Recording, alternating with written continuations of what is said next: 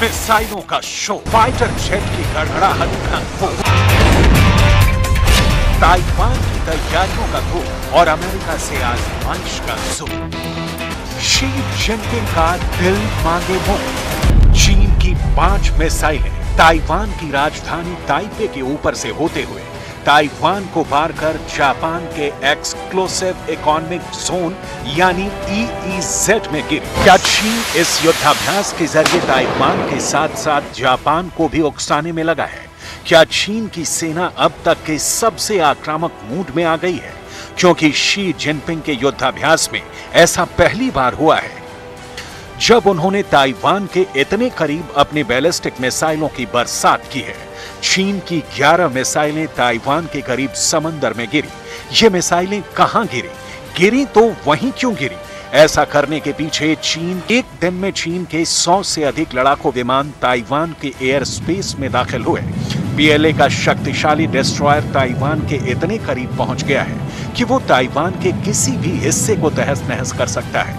ऐसा करके चीन करना क्या चाहता है? क्या ये सिर्फ नैन्सी पेलोसी की ताइवान की यात्रा का विरोध है या फिर ताइवान को अपने नक्शे में मिलाने के प्लान का ट्रेलर? दुनिया चीन के इस युद्धाभ्यास के पीछे शी जिनपिंग का खतरनाक दिमाग मान रही है। बताया जा रहा है कि यूक्रेन युद्ध के बीच चीन के राष्ट्रपति शी जिनपिंग ने अपना एजेंडा शुरू कर दिया है। चीन ताइवान को यह एहसास दिलाना चाहता है कि देखो, अमेरिका यूक्रेन की मदद करने नहीं आया, ताइवान की मदद करने भी नहीं आएगा। ताइवान पर कब्जा करने के लिए चीन की आर्मी से ज्यादा एयरफोर्स और नेवी का रोल होगा। इसलिए युद्ध की आशंका के बीच चीन की सेना युद्धाभ्यास कर दुनिया को सीधा संदेश देने की कोशिश की है। मीडिया के मुताबिक इसके पहले चीन अपना मिलिट्री ड्रिल ताइवान से करीब 100 किलोमीटर दूर करता था, लेकिन हाल में वो अपने मिलिट्री ड्रिल ताइवानी तट से सिर्फ 16 किलोमीटर दूर कर रहा है। साफ है, चीन की सेना अब ताइवान के काफी करीब पहुंच गई है। गौर करने वाली बात यह है कि इस ड्रिल में चीन असली हथियारों और गोला बारूद का इस्तेमाल कर रहा है। ऐसे में अगर ताइवान पर हमला करना हो तो चीन को ऐसा करने में 5 मिनट से भी कम का वक्त लगेगा और यूक्रेन की तरह ताइवान पर भी बारूद बरसने लगेंगे। ठीक वैसे ही जैसे युद्धाभ्यास में चीन ने ताइवान के इर्द गिर्द मिसाइलों की बरसात की है। PLA सेना का 2 टाइप 055 डिस्ट्रॉयर ताइवान के पूरब में मोर्चा संभाले हुए है। ताइवान के पश्चिम में चीन की सेना ने PCL 191 रॉकेट्स की बारूदी बारिश कराई है। वहीं चीन ने 11 डोंग फेंग बैलिस्टिक मिसाइलों को ताइवान के उत्तर से लेकर दक्षिण और पूरब में गिराई। दावा किया गया है कि इन मिसाइलों को ताइवान से केवल 125 किलोमीटर की दूरी से लॉन्च किया गया। लॉन्चिंग की लोकेशन पूर्वी चीन के फुजियान प्रांत के पेंगटन को बताया जा रहा है। इस दौरान चीन की सेना ने DF-15B, DF-21, DF-26 और हाइपरसोनिक DF-17 समेत कई मिसाइलों और रॉकेट आर्टिलरी सिस्टम को फायर किया है। D-21 की रेंज 2000 किलोमीटर। ये चीन की कैरियर किलर मिसाइल है। चीन की intercontinental ballistic missile DF-31 range 11000 kilometre. चीन की DF-41 इसकी रेंज 15000 किलोमीटर। चीन की बहुत बड़ी परमाणु मिसाइल DF-5 रेंज 13000 किलोमीटर।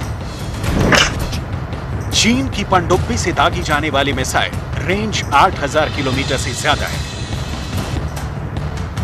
चीन के इस मिसाइल जखीरे के बारे में बताने की बहुत बड़ी वजह है। चीन का मिसाइल स्टोर इस वक्त दुनिया में बहुत बड़ा चैलेंज पेश करने जा रहा है। अपनी मिलिट्री ड्रिल में चीन ने जिन मिसाइलों का इस्तेमाल किया है वो सभी युद्ध के दौरान ताइवान में तबाही ला सकती है। ताइवानी डिफेंस मिनिस्ट्री का दावा है कि चीन के 20 फाइटर जेट्स और 10 वॉरशिप ने ताइवान स्ट्रेट की मीडियम लाइन को पार किया है।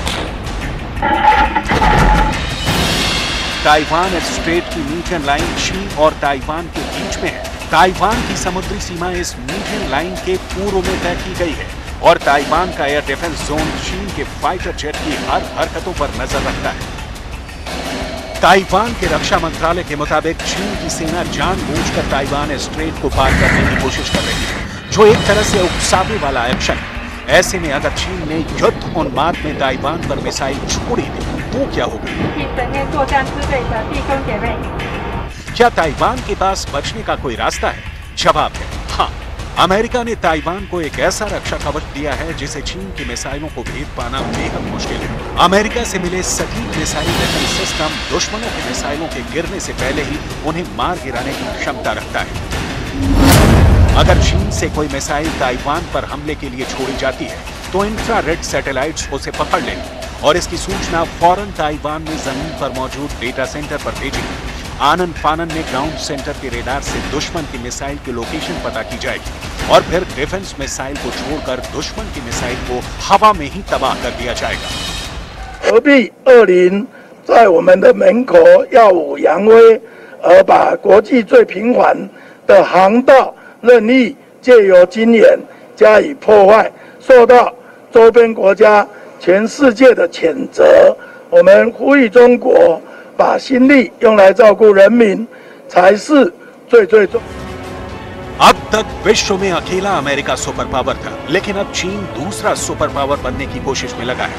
अमेरिका को शिकस्त देने के लिए चीन ताइवान को लेकर आक्रामक बना हुआ है, क्योंकि ताइवान पर कब्जा चीन के पहले टास्क लिस्ट में है और युद्ध के हालात में ताइवान की रक्षा अमेरिका की प्राथमिकता है। अमेरिका का मैसेज बहुत साफ है, वो ये कि अगर ताइवान पर हमला हुआ तो अमेरिका उसे बचाएगा और इस लड़ाई में अमेरिका की नौसेना सबसे बड़ा रोल निभाएगी। कैसे, इसे समझ लीजिए। ताइवान के करीब मौजूद चीन के युद्धपोतों को रोकने के लिए अमेरिका ने ताइवान के पूरब में अपने 4 युद्धपोत तैनात कर दिए हैं। अमेरिका के ये 4 युद्धपोत हैं USS Ronald Reagan, USS Tripoli, USS America और USS Essex. USS Ronald Reagan ने ताइवान से 890 किलोमीटर दूर फिलीपींस सागर में मोर्चा संभाल लिया है। यूएसएस त्रिपोली ताइवान से 768 किलोमीटर की दूरी पर मौजूद है। अमेरिका का तीसरा युद्धपोत यूएसएस अमेरिका ताइवान से 1072 किलोमीटर दूर जापान के सासेबो बंदरगाह से नजर गड़ाए हुए है। वहीं चौथा युद्धपोत यूएसएस एक्सेस ताइवान से 2080 किलोमीटर दूर प्रशांत महासागर में तैनात है। इस तरफ फिलहाल ताइवान के पश्चिम से लेकर पूरब तक खतरनाक युद्ध का जल अखाड़ा सज चुका है, जो चीन और अमेरिका के बीच भी जंग करा सकता है, वो चाहे चीन हो या फिर ताइवान। दोनों अरसे पहले से मानते हैं कि जंग एक न एक दिन जरूर होगी, जिसकी तैयारी पीएलए भी करती है और ताइवान मिलिट्री भी करती आई है। क्योंकि ताइवान बहुत छोटा सा देश है और उसको मुकाबला करना होगा दुनिया की सबसे बड़ी सेना से। चीन ने अपनी सेना को बेहद अलग तरीके से तैयार किया है। चीन के पास तादाद में बड़ी सेना हमेशा से थी, लेकिन पीएलए में कई कमियां हैं और कई हिस्सों में बटी थी। 2016 में जिनपिंग ने पीएलए की पूरी तस्वीर बदल डाली। 2016 तक चाइनीज सेना 7 मिलिट्री क्षेत्र में बटी थी, जिसको जिनपिंग ने 5 थिएटर कमांड में तब्दील कर दिया। पूर्वी थिएटर कमांड, दक्षिणी थिएटर कमांड, पश्चिमी थिएटर कमांड, उत्तरी थिएटर कमांड और सेंट्रल थिएटर कमांड। पूर्वी थिएटर कमांड का हेडक्वार्टर नॉनचिन में है, दक्षिणी थिएटर कमांड का हेडक्वार्टर गुआंगझो में है, पश्चिमी थिएटर कमांड का हेड ऑफिस चेंगडू में है। ये कमांड एलएसी को देखता है। उत्तरी थिएटर का शेनयांग में है और सेंट्रल थिएटर कमांड का हेडक्वार्टर बीजिंग में है। चीन की मिलिट्री संरचना बाकी देशों से काफी अलग है। पीएलए में ground force, navy, air force, rocket force, strategic support force, ground force में 9,75,000 सैनिक हैं, नौसेना में 2,40,000 सैनिक हैं, एयरफोर्स में 3,95,000, रॉकेट फोर्स में 1 लाख जवान हैं। ये सेना परमाणु बम और मिसाइल अटैक संभालती है। चीन ने 2015 में स्ट्रैटेजिक सपोर्ट फोर्स तैयार किया है, जिसमें 1,75,000 सैनिक हैं। इसके बारे में चीन ने ज्यादा जानकारी नहीं दी है, लेकिन एक्सपर्ट्स का मानना है कि यह स्पेस आर्मी भी है।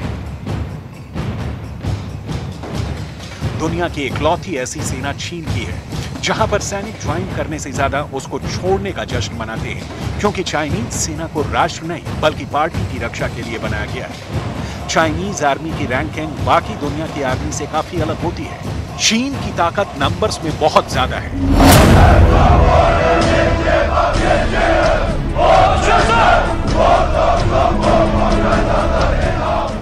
लेकिन यह भी सच है कि चीन ने कई दशकों से युद्ध नहीं लड़ा है। उसकी नई सेना को नए अफसरों को जंग का कोई अनुभव नहीं है।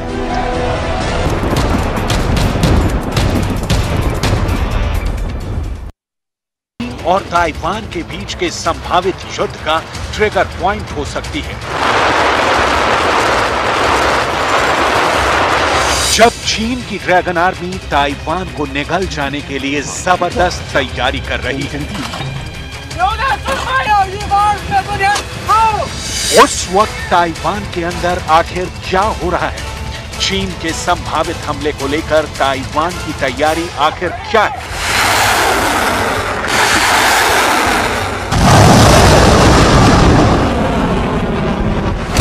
चेतावनी देने के लिए ताइवान पर चीन ने कौन से प्रतिबंध लगाए हैं? क्या चीन का मुकाबला ताइवान कर सकेगा?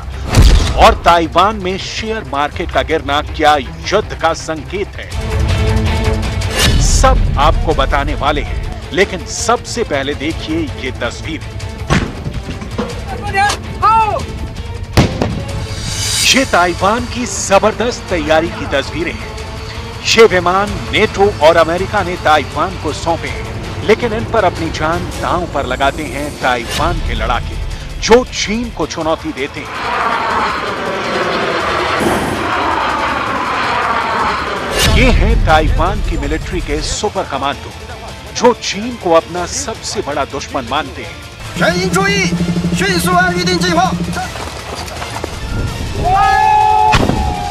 चीन का सामना करने के लिए ताइवान भी मिलिट्री ड्रिल कर रहा है। ताइवान ने जो सैन्य अभ्यास किया है उसे वो हानकुन मिलिट्री ड्रिल कहता है। सबसे पहले ये तस्वीर देखिए। ये ताइवान के जहाज हैं जो समंदर में एक प्रकार की गैस छोड़ते हैं। इस गैस से बादल और धुएं का गुबार उठता है। इसकी वजह से चीन के इंफ्रा डिटेक्टर बेकार हो जाते हैं और वो चीन की फौजों को अलर्ट नहीं भेज पाते हैं। देखिए इन तस्वीरों को। सिर्फ यही नहीं, ताइवान की कोस्ट गार्ड ने समंदर के अंदर डायनामाइट लगाकर भी ब्लास्ट करवाए।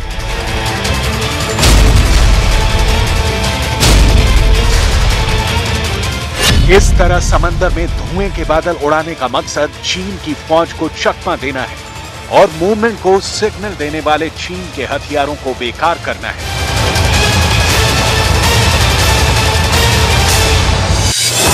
अब ये तस्वीर देखिए।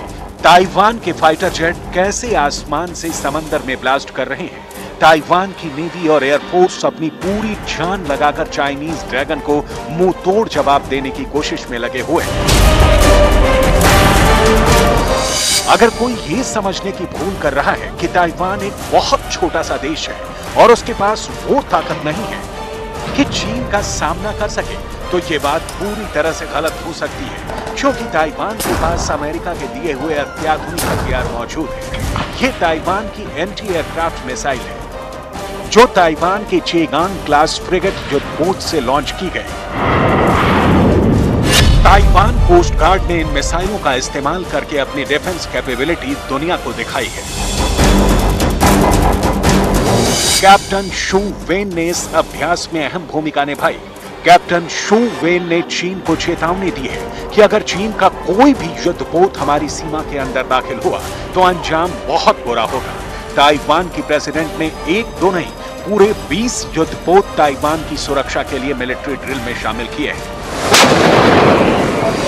ताइवान के पास पूरा मैरीटाइम सर्विलांसिंग सिस्टम है जो सदैव ताइवान को चीन की नेवी के मूवमेंट की जानकारी देता है। ताइवान ने अपने 70 लड़ाकू विमान इस युद्धाभ्यास में उतार दिए हैं। ताइवान के पास 70 सी हेलीकॉप्टर हैं और ये समंदर के अंदर नेवी के मूवमेंट में मदद करते हैं।